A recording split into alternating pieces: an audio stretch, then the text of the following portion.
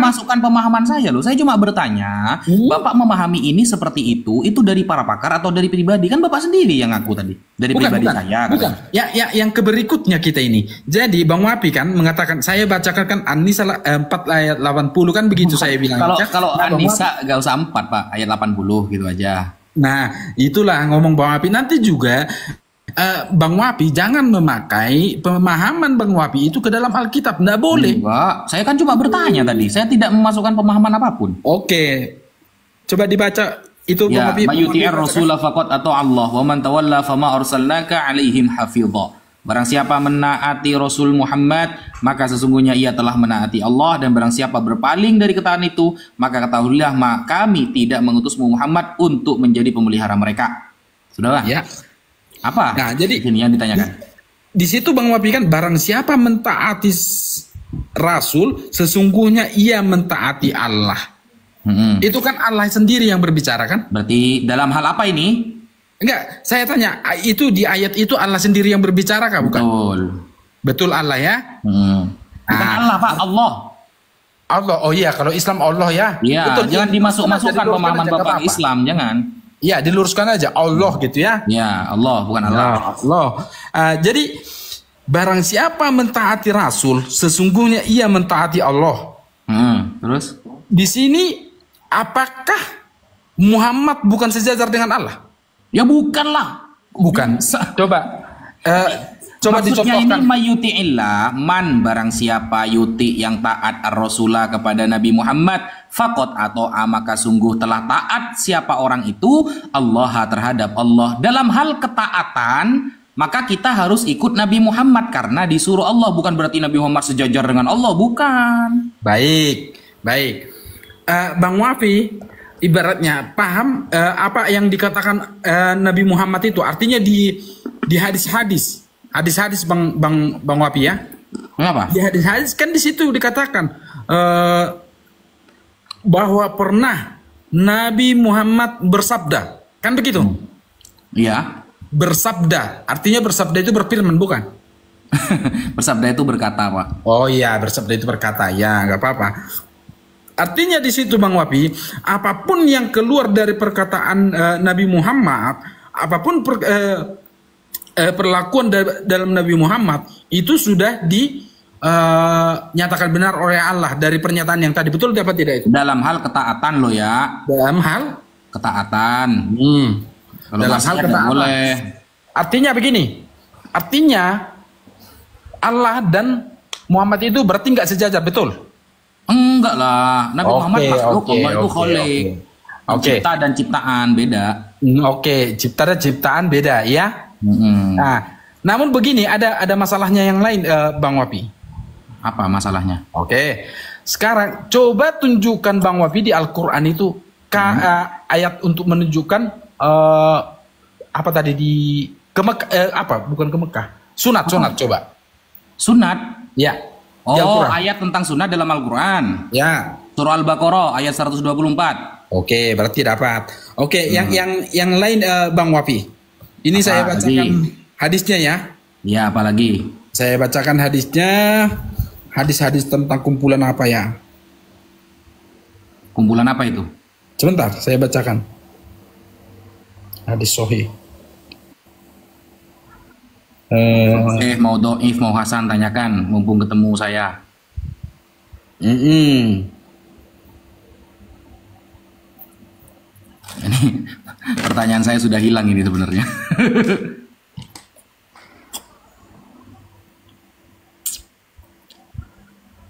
Tentang hutang piutang ini Bang Wapi.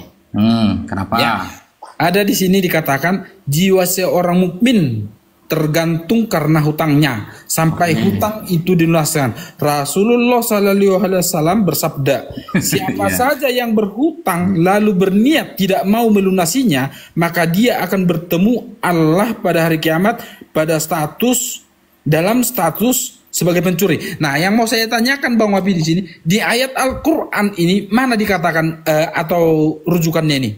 Coba Bang Wapi. Loh, banyak. Coba. Ayat Al-Quran tentang hutang ya. Ya. Bapak buka Al-Quran nggak sekarang? Di Google aja. Ya, surah Al-Baqarah Pak, ayat 280, 282, 283. Surat Al-Baqarah Ayat 280, 282, 283. Oke. Al-Baqarah. Bahkan itu menjadi ayat panjang itu. Panjang banget itu ayatnya. Al-Baqarah ayat 282, coba dibuka. Panjang banget ayatnya itu malah. Oke, dibacakan aja Bang Wapi. Aku nggak paham bacanya. Bismillahirrahmanirrahim. Ya ayyuhalladzina amanu idza tadayantum bidainin ila ajalin musamma. Wahai orang-orang yang beriman, idza tadayantum, ketika kalian melakukan transaksi hutang, bidainin, sebuah hutang, ila ajalin musamma faktubu, ya. Untuk waktu yang telah ditentukan, maka tulislah, catatlah, faktubu. Nah, wal yaktub bainakum katibum bil adl wala ya'ba katibun ay yaktuba kama 'allamahu Allahu falyaktub. Hendaklah seorang pencatat di antara kamu menuliskannya dengan benar. Kenapa kok sampai ketat banget akad utang piutang ini? Harus ada saksi yang mencatat, harus ada catatan. Karena nanti itu efeknya di hadis itu akan bertemu dengan Allah di hari kiamat. Dia dalam keadaan orang yang belum melunasi haknya. Nah, kemudian wal yumlil ladzi 'alaihil haqqu wal yattaqillaha rabbah wa la yabkhas minhu syai'a. Nah, ketika sudah dicatat, maka janganlah pencatat menolak untuk menuliskannya sebagaimana Allah telah mengajarkan kepadanya.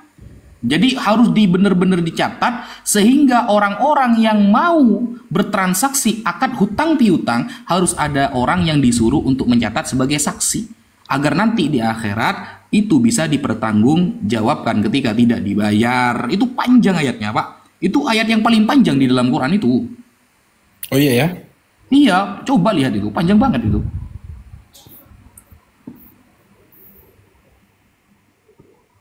Oke. Nah, di Bible tentang hutang piutang ada nggak?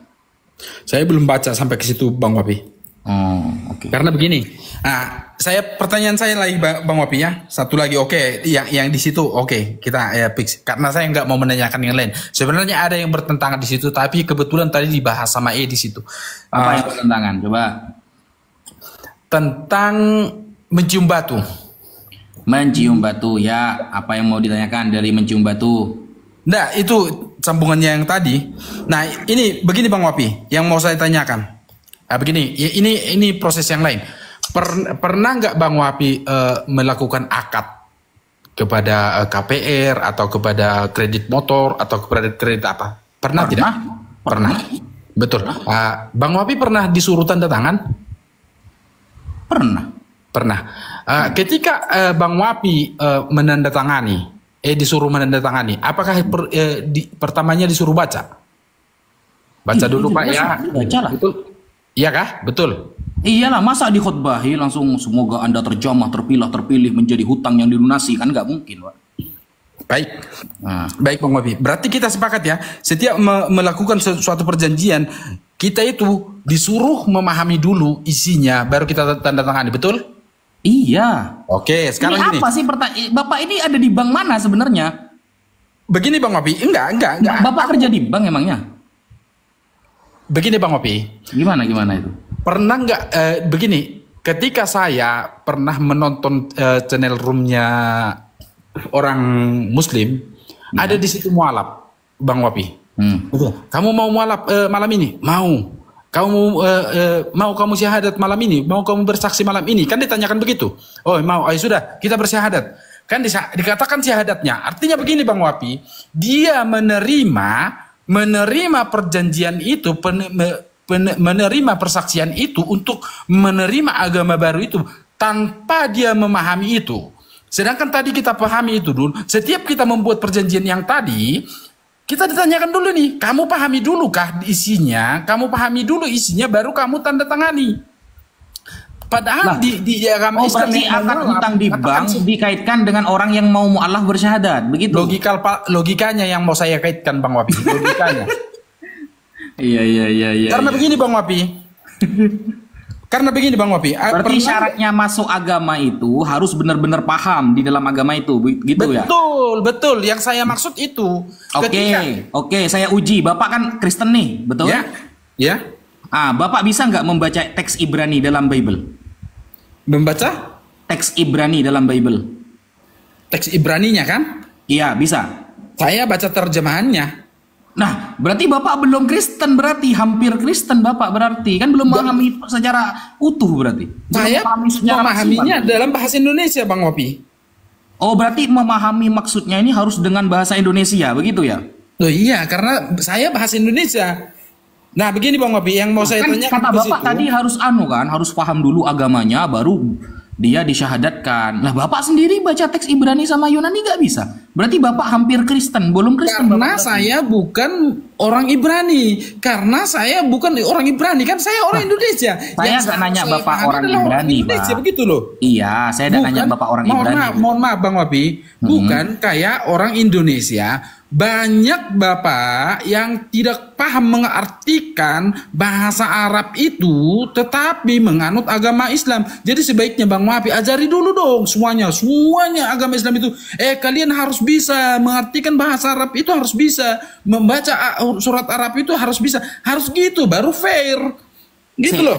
Yang mengharuskan kan antum, Pak, bukan kita itu. Loh, kita tadi ambil logikanya dari situ Bang Wapi. Dari maksudnya yang mengharuskan mewajibkan ini kan dulu. Anda bukan saya kan begitu kan. Karena di sini Bang Wapi, kita itu dia ketika kita diajarkan, dikontekskan begini Bang Wapi. Kenapa saya berkata begitu Bang Wapi? Coba Bapak baca ini.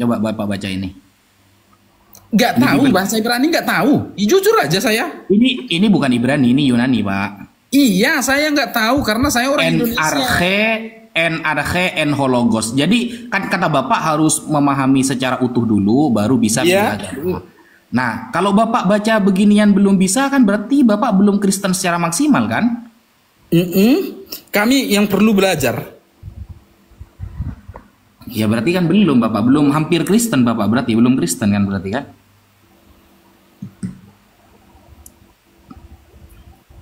Begini Bang Wapi, karena saya ada baca dari webnya orang Islam mengatakan begini, jadi ya merinding kita bacanya, merinding. Begini Bang Wapi, ini ditanyakan, sebentar saya buka.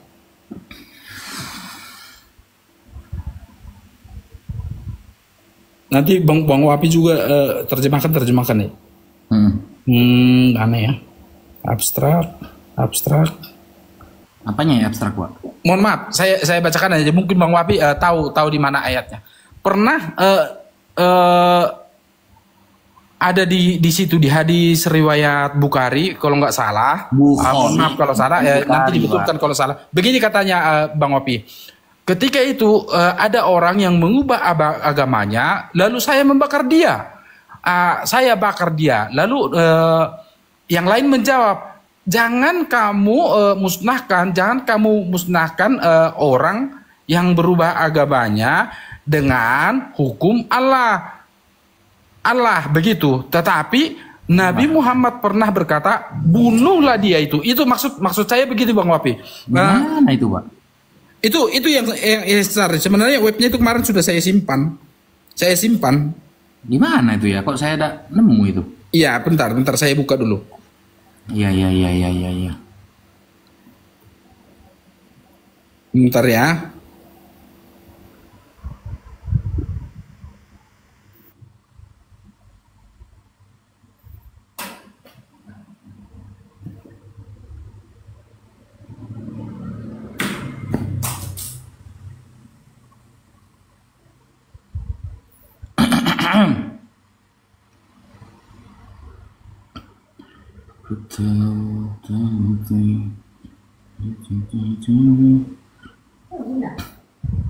Belum, masih nyari dalil ya.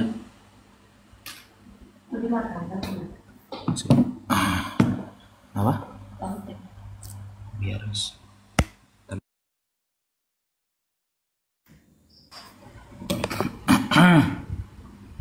Mana ya?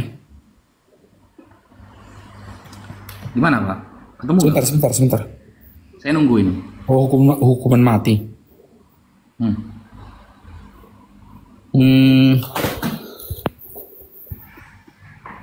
Sebentar, nanti biar nggak persepsinya biar nggak salah. Tapi kalau ada kata-kata BUNUH itu jangan dilafatkan, Pak. Oh iya, ya paham. Apa ya, pakai bahasa binuh gitu aja. Bini Ya, aja. bini. Ya. Oke, siap. Di sini ada saya baca itu Bang Wapi.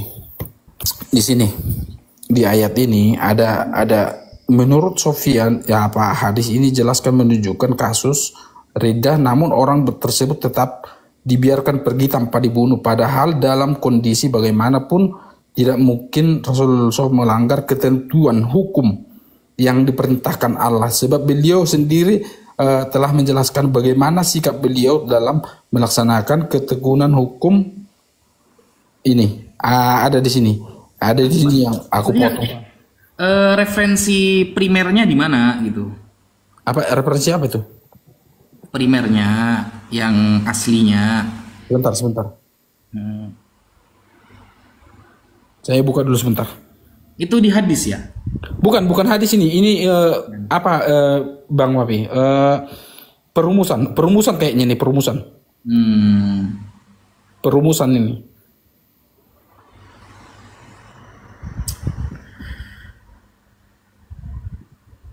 Kalau Bapak buka di Lukas 19 nomor 27, kira-kira gimana, Pak? Oh, jadi begini aja. Aku tanya aja langsung Bang Wapi. Apakah pernah hadis ada mengatakan begitu? Sebentar ya. Kalau hadis saya belum pernah menemukan, Ya. tapi kalau di Lukas ada, tegas di sini, Pak. Lukas 19 nomor 27.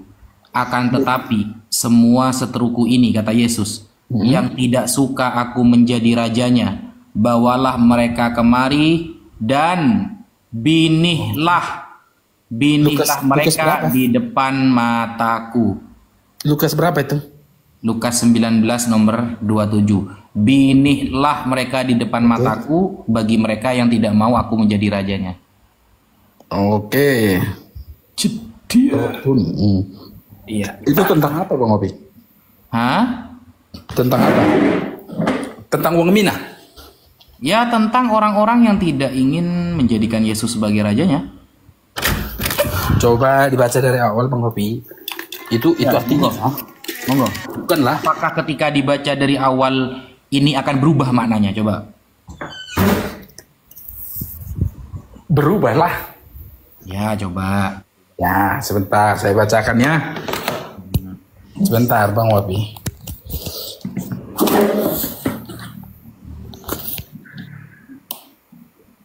Ya 27-nya ya. Yes.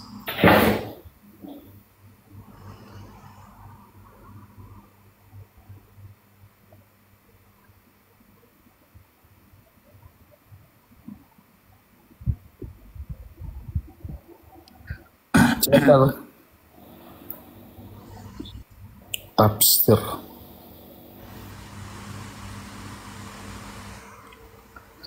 Ini tentang peringatan kepada orang Bang Wapi. Artinya begini. Maksudnya gimana? Ini di ayat yang peringatan kepada mereka yang 27. mengajarkan kebenaran pada murid.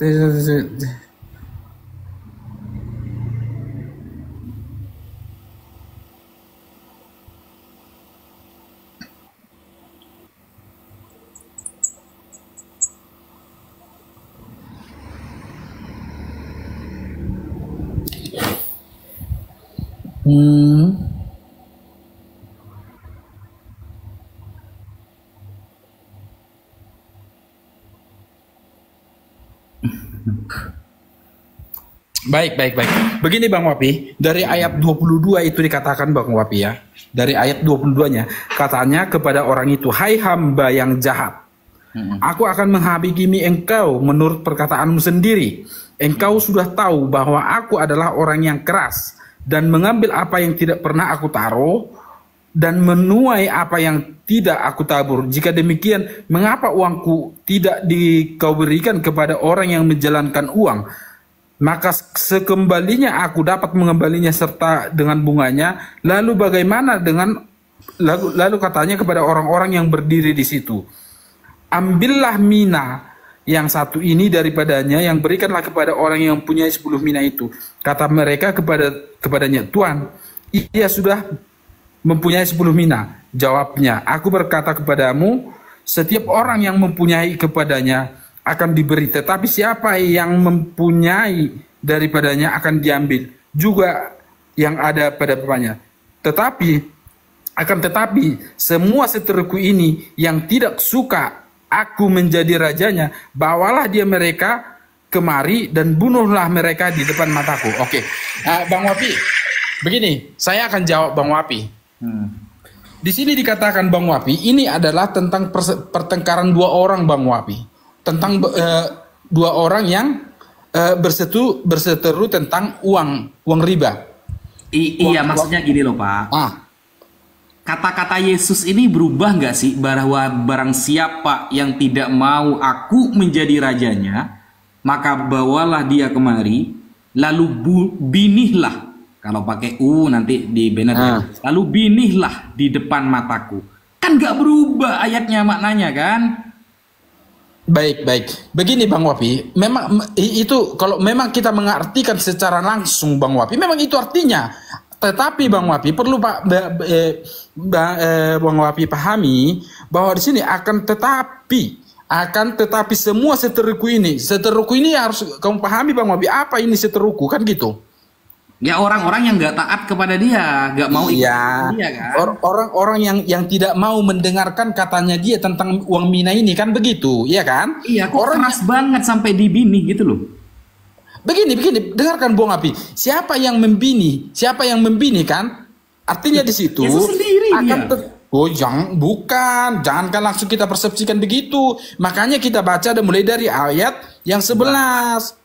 Oke, kalau untuk pendapat saya ini adalah pendapat pribadi, kalau pendapat saya adalah pendapat pribadi, boleh Bapak sangkal. Tapi Bapak baca di tafsiran Matthew Henry, dia penafsir terkenal di kalangan Katolik.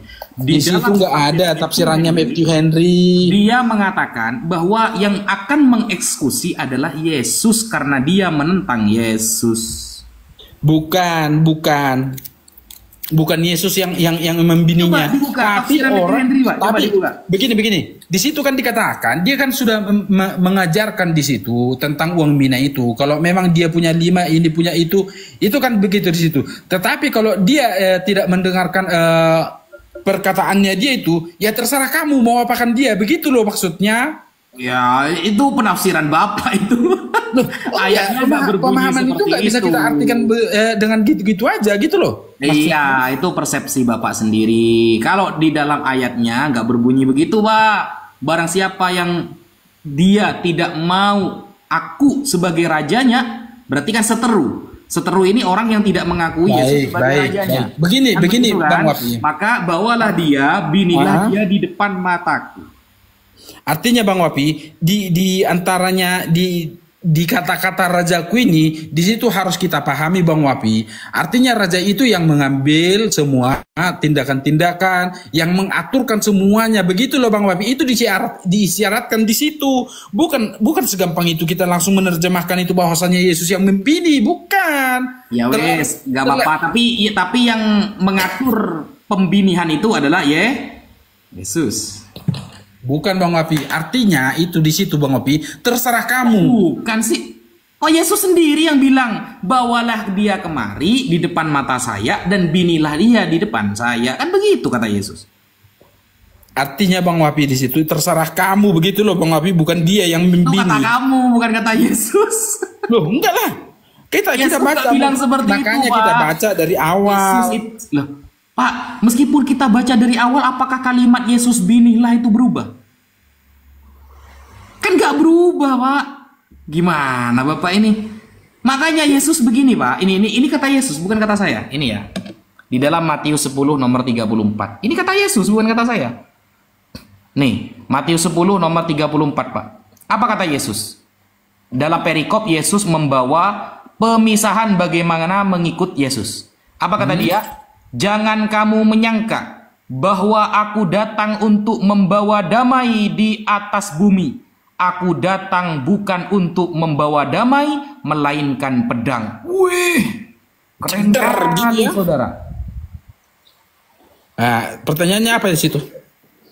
Ya berarti Yesus datang memang membawa pedang yang apa? Yang menjadi seteru Yesus ya harus dibini di depan matanya, kan begitu. Coba ayat yang berapa tadi biar saya jelaskan. Jangan langsung dibuka lagi. Matius 10 nomor 34. Matius 10 nomor 34.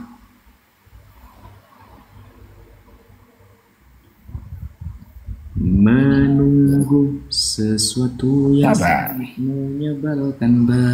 menyebalkan. Jangan kamu menyangka gitu ya. Iya, jangan kamu menyangka bahwa aku datang untuk damai. Bukan, aku datang untuk pedang, kata dia. Keren gak Yesus? Keren lah. The power of Jesus, kan gitu. It's WW Smackdown, kan gitu kalau di barat itu.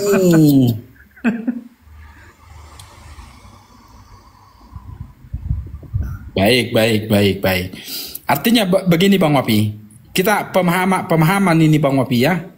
Pemahaman? Ya.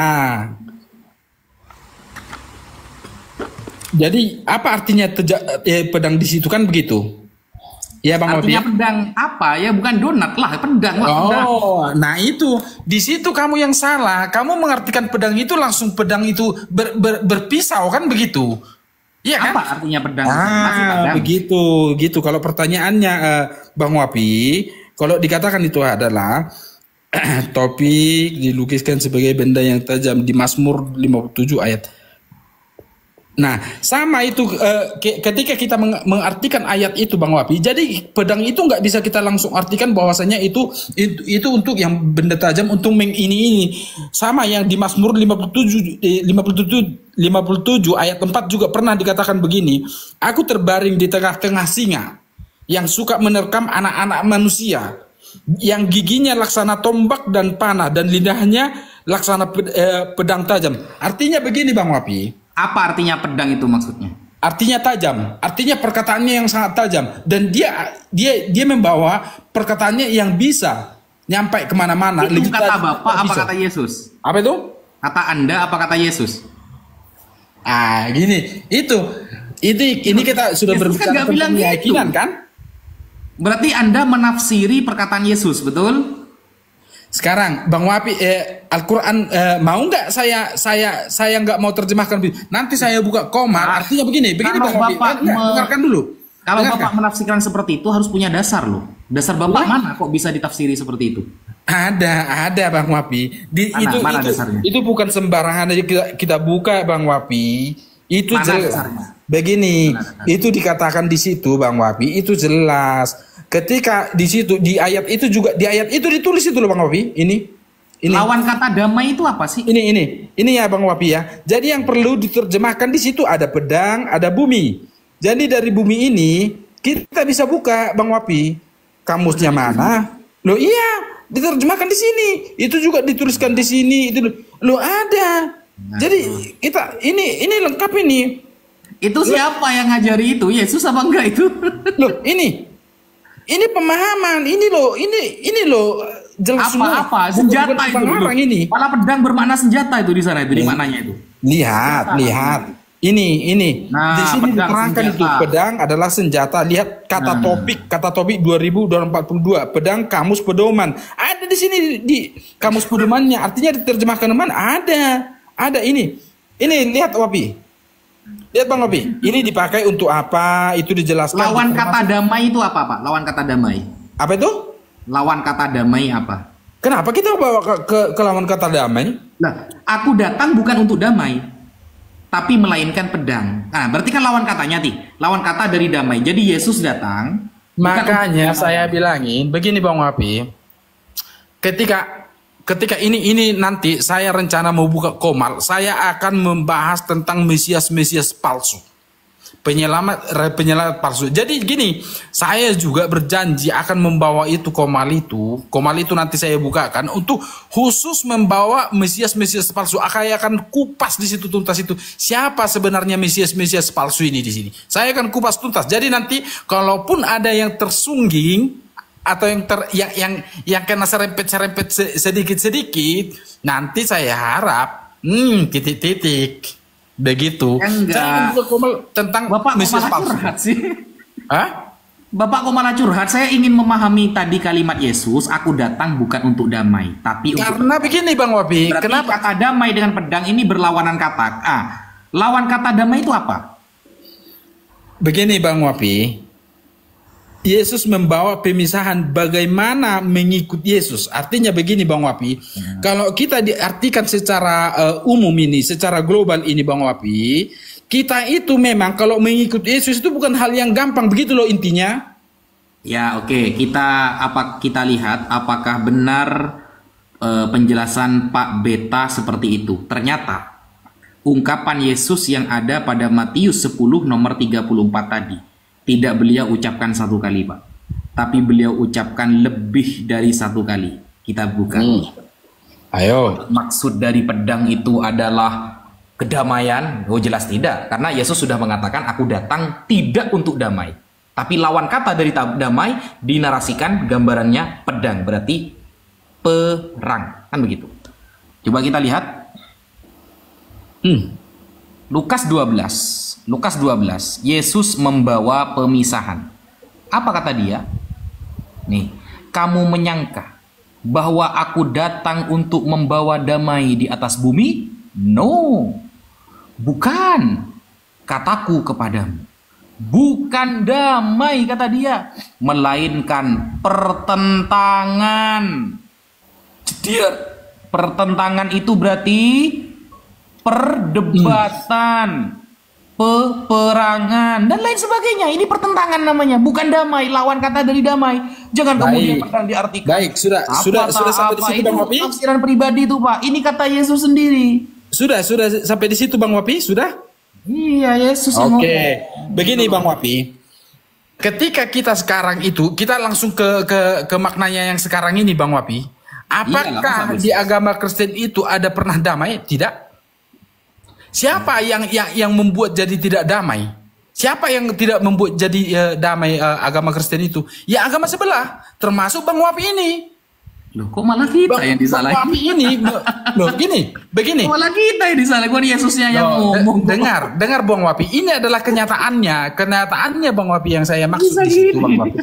Loh, bukan. Yang menggembor-gemborkan, yang salah tafsirkan ayat Alkitab Bibel itu sendiri adalah ya kayak contohnya Bang Wapi ini, artinya mensalah-salahkan, mempleset-plesetkan begitu loh Bang Wapi. Perasaan yang hanya membaca saya loh, Bapak malah yang nafsiri kemana-mana dari tadi.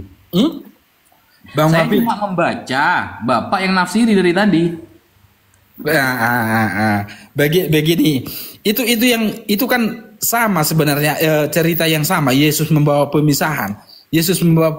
Artinya dia itu menginginkan orang-orang yang betul-betul setia sama dia itu Bang Wapi memang harus mengalami penderitaan Bang Wapi, itu yang dimaksudkan di situ. Itu yang sekarang saya tanya Bang Wapi, betul tidak itu orang Kristen itu mengalami ibaratnya dihimpit, diapakan? Ya betul. Kita contohkan yang di Indonesia, betul begitu. Kita nggak damai jadinya kalau kita mengikut Kristus itu, kita selalu dicobai, begitu loh maksudnya. Ya betul lah. Mungkin Bang Wapi sendiri tahu itu. Perasaan yang selama ini gontok-gontokan itu Kristen sama Katolik, kok malah Islam yang disalahin. Kristen sama Katolik itu jangan pernah dikatakan gondok-gondokan. Coba tanya sama Katolik itu Bang. Banyak babnya yang jadi gontok-gontokan, mau saya utarakan. Begini Bang Wapi. Ketika kamu sucinya beda, lebih tebel orang Katolik daripada Kristen. Ayo. Baik, saya tahu itu kitab Jabur itu tahu. Iya itu. Makanya kok malah begini Bang Wapi. Islam yang disalahkan itu loh kalian sama saudara sendiri. Bukan. Ya, salah satu contohnya memang itu betul yang kata di situ. Yang mempleset-plesetkan itu Donditan, Makanya kemarin pas aku naik Kristen, kalian sama Oneness sama Katolik aja masih beda pendapat, perang kok malah Islam yang disalahin. begini, kalau tentang oneness memang itu sejak zaman dahulu itu memang sudah diapa, tapi itu tentang pemahaman. Nah sekarang kalau kita berbicara tentang Katolik dan Kristen Protestan, coba tanyakan yang satu ini Bang Wapi, kamu percaya nggak kalau Yesus itu benar? Pasti percaya. Saya juga percaya, tetapi kalau tentang ritual yang dibawa, ritual yang dibawa itu pemahamannya dia. Kita nggak bisa memaksakan itu dan menyatakan orang itu benar, saya salah, saya benar, dia salah, nggak boleh. Yang menentukan itu nanti ya Tuhan Yesus itu. Begitu loh. Kita nggak bisa maksakan itu. Dan itu buat saya itu nggak menjadi sebuah perdebatan, itu nggak menjadi sebuah perdebatan itu. Itu pemahamannya dia dan saya menghargai itu. Dan saya juga mengimani ini, saya mengimani dia begitu loh. Jangan pernah dibentrok-bentrokkan kalau masalah itu pemahaman aja yang dibawa aja. Berarti Anda setuju ya kalau orang Katolik membuat patung lalu mencium patung di Jumat Agung, setuju berarti ya? Itu pemahamannya dia ya, silakan aja. Saya nggak komen di situ. Menurut Anda itu benar apa salah? Menurutnya dia itu benar ya silahkan aja, nggak apa-apa. Menurut Anda salah nggak mencium patung Yesus itu yang dilakukan Katolik? Saya tidak berhak menghakimi dia karena memang saya diajarkan untuk tidak menghakimi orang. Ya enggak, ini hanya pertanyaan. Menurut Kristen, mencium patung Yesus di Jumat Agung itu benar nggak?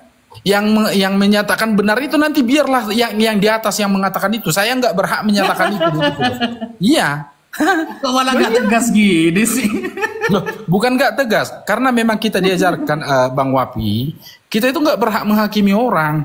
Bukan loh, kayak yang menghakimi bukan orang loh. Nah ayat coba buka Bapak, Keluaran 20 ayat keempat dan kelima. Itu langsung Bible yang menghakimi. Keluaran 20? Nomor 4, nomor 5, nomor 6. Coba dibaca. Jangan membuat bagimu patung yang menyerupai apapun yang ada di atas langit atau yang ada di bumi, yang ada di bawah, atau yang ada di dalam air atau di bawah bumi. Ya, terus masalahnya di situ Bang Wapi? Nah, ternyata orang Katolik buat patung tuh. Ya, terus masalahnya di mana? Enggak, masalahnya di mana? Nah, berarti kan menurut Bible salah kan? Yesus sendiri tadi lo sudah ngomong Bang Wapi. Yesus sendiri, aku datang bukan untuk meniadakan hukum Taurat, melainkan saya datang untuk menggenapinya. Terus kita mau bilang apa? Ya berarti Katolik menurut kejadian yang dipahami teman-teman Kristen, Katolik salah, bidat berarti, betul? Tidak bisa kita menghakimi orang itu Bang Wapi. Yang menghakimi bukan kita loh, tidak bisa kita hakimi. Apapun ceritanya memang itu tidak bisa kita hakimi. Karena apa? Karena Yesus sendiri tadi mengatakan di Matius itu, saya datang bukan untuk meniadakan hukum Taurat. Ya, ternyata di hukum Taurat, di Keluaran tadi tidak boleh buat patung, betul? Betul, ada. Nah, ada berarti kalau ada Katolik buat patung, berarti dia bidat, betul? Membuat bidat jadi? Nah, berarti mereka dosa masuk neraka, betul? Dosa itu nggak bisa saya nyatakan dia dosa kah tidak, itu nggak bisa, nggak bisa lah ya, nggak bisa. Janganlah kalian membuat patung yang menyerupai apapun di langit dan di bumi, nggak boleh. Kenapa? Karena Allahmu adalah Allah yang maha pencemburu. Itu dibacakan juga ayat 5-nya, dibacakan juga ayat 5-nya. Iya, jangan sujud menyembah kepadanya atau beribadah kepadanya. Nah, itu aturan kedua Pak. Jadi aturannya ada dua ya. Aturannya dua, satu membuat, dua menyembah yang tidak boleh. Kan ada kata dan itu. Dan itu kan kata sambung, Pak. Yang pertama, jangan membuat. Yang kedua, dan jangan beribadah menyembah kepadanya. Dua aturannya. Kalau itu Bang Wapi ya, itu ya berhak dong dia itu mau dibuatnya salib. Ya saya juga pakai salib. Saya Protestan pakai salib, patung Bunda Maria, patung Yesus dicium hari Jumat, gimana itu? Iya, ketika mencium, tapi orang itu kan nggak menyembah. Dan saya nggak mau masuk terlalu dalam juga keimanan orang. Berarti masuk aturan yang pertama. Apa yang pertama? Membuat, dia sudah melanggar dengan membuat itu. Membuat? Buat patung aja lo nggak boleh. Iya, itu memang ada dikatakan di ayat 4 kan? Ya. Tetapi di ayat yang lain juga Jadi Bapak ini berarti apa tidak sesuai dengan Yesus. Kalau kata Yesus gini loh, kalau benar katakan benar, kalau salah katakan salah. Bapak loh, justru karena saya memang mengikuti itu, katakan yang benar, kalau benar katakan salah, kalau salah. Oke. Karena secara Alkitab orang Katolik benar nggak membuat patung? Saya tidak menghakimi dia, saya nggak berani menghakimi dia. Saya nanya secara Alkitab, saya tidak nanya pendapat Bapak. Secara Alkitab benar nggak mereka buat patung? Secara Alkitab itu pun karena tadi Yesus itu mengatakan kan, saya datang bukan untuk meniadakan malah balik ke sana. Loh, iyalah. Secara Alkitab di dalam Keluaran Katolik bener nggak cium patung Yesus sampai buat patung? Secara Alkitab, bukan pendapat Bapak, bukan. Secara Alkitab. Secara Alkitab juga akan saya jawab kamu Bang Wapi. Ketika itu Yesus mengatakan, saya datang bukan untuk meniadakannya. Ya bener apa enggak berarti yang dilakukan oleh Katolik itu secara Alkitab? Apa itu? Membuat begini Bang Wapi. Nah, kan? Ketika orang sama Anda dengan ajaran Anda, berarti kalau ajaran Anda tegas tuh, benar katakan benar, salah katakan salah, meskipun saudara sendiri kalau salah ya salah. Ada saudara menghakimi atau mendolimi orang Islam misalnya, karena saudara kita yang salah ya sudah dia salah. Kan Anda agak tegas kan, takut Anda ternyata. Itulah perbedaannya Islam dan Kristen itu, Bang Wapi. Saya membaca itu ada surat Paulus yang menyatakan di dalam iman Kristen itu adalah yang harus saling melindungi antara yang salah dan yang salah gitu. Apa tuh? Harus saling melindungi antara satu yang salah dan yang salah yang lain gitu. Oh enggak lah. Di dalam surat Paulus ada dikatakan itu, entah di mana lupa aku bacanya. Ada di situ dinyatakan tentang kemerdekaan dalam beragama. Ada dinyatakan di situ.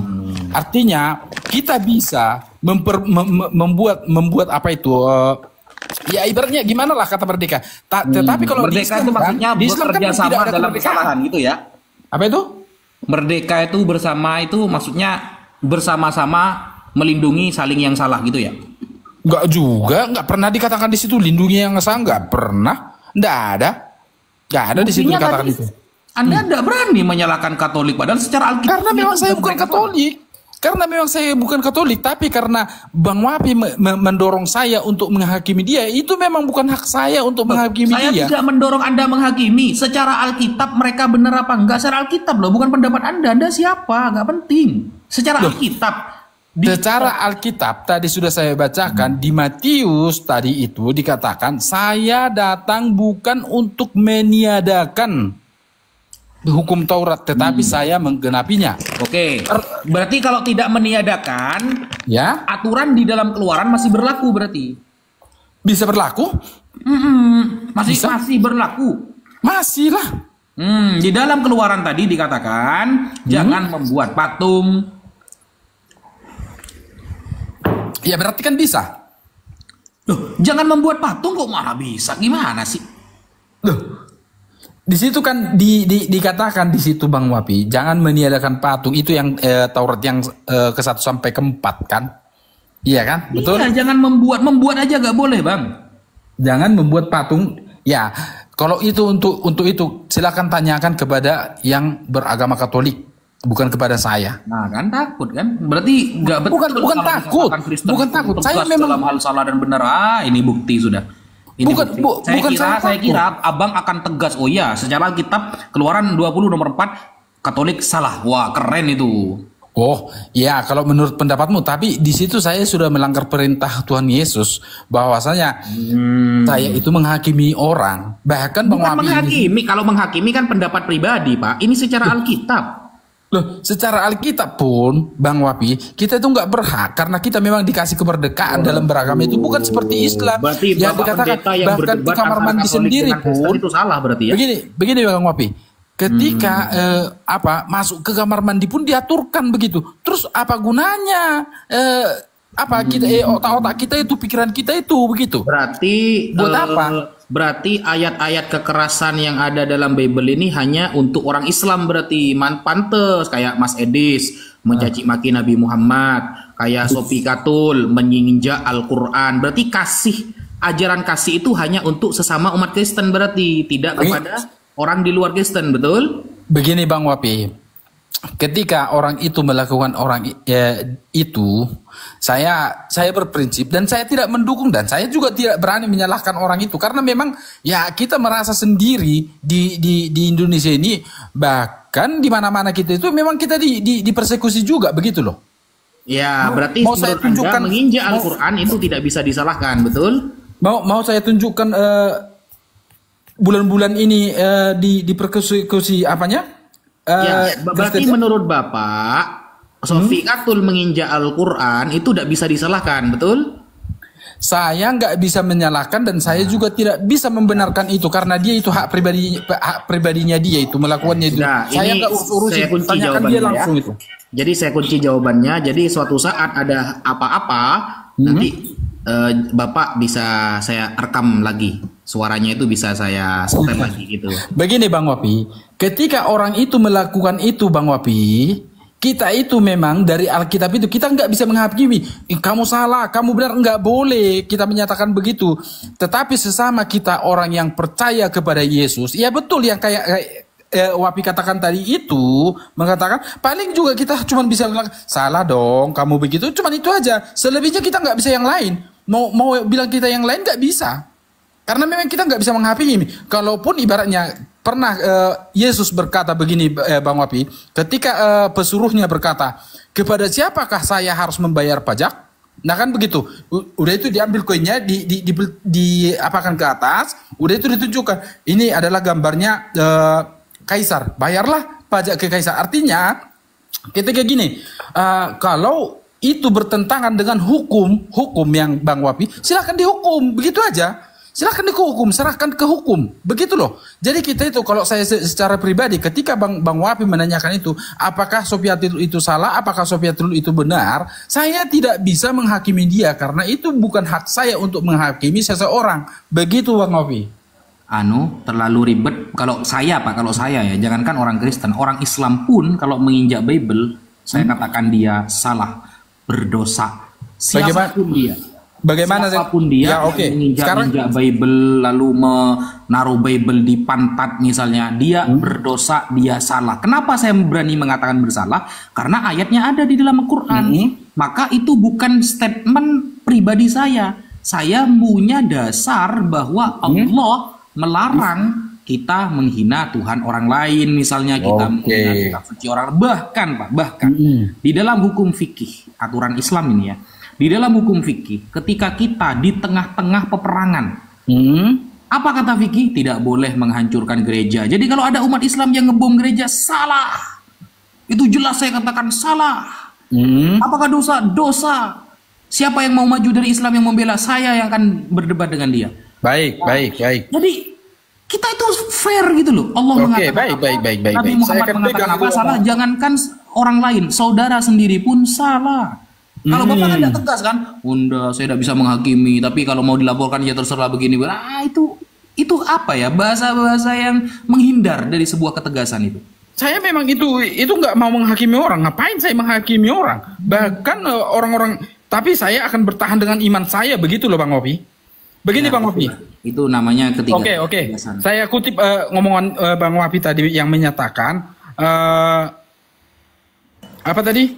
Bahwasanya Bang Wapi akan melanggar atau mencari atau menasihati orang yang... Saya tidak bilang menasihati. Kalau ada orang yang membela kesalahan, misalnya nih, ada umat Islam ngebom gereja. Ya. Bom nih di Indonesia nih. Padahal konteks umat Kristen di Indonesia itu adalah kafir musta'man. Orang non-muslim yang diakad aman oleh pemerintah. Kok dia menggunakan dalil misalnya, saya bisa membantah itu. Saya kalau dia mau ngajak saya debat, saya siap, kan begitu. Tetapi ini harus sesuai dengan dasar-dasar ilmiah dalam ilmu Islam. Tidak boleh kita menggunakan, kenapa kamu kok ngebom gereja? Ini ayatnya ada, di mana ayatnya? Dipahami secara pribadi ya, gak bisa saudara. Gak ada ajarannya seperti itu dalam Islam. Baik. Ini Bang Wapi saya ambil salah satu contoh ya. Ini termasuk ini saya contohkan ya. Begini.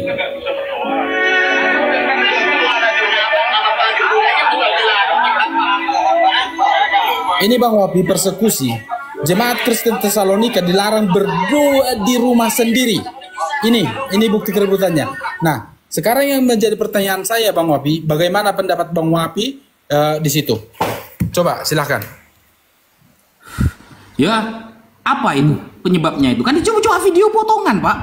Apa? Kan video potongan itu. Begini, apa? Coba jelaskan, ada apa itu? Dikatakan di sini Bang Wapi, jemaat Kristen Tesalonika dilarang berdoa di rumah sendiri. Artinya melakukan ibadah di rumah sendiri. Bagaimana tanggapannya Bang Wapi di situ? Sampai pengen tahu Pak, kenapa umat Islam geram? Ini ya. Coba. Ntar, saya buka dulu open cam-nya.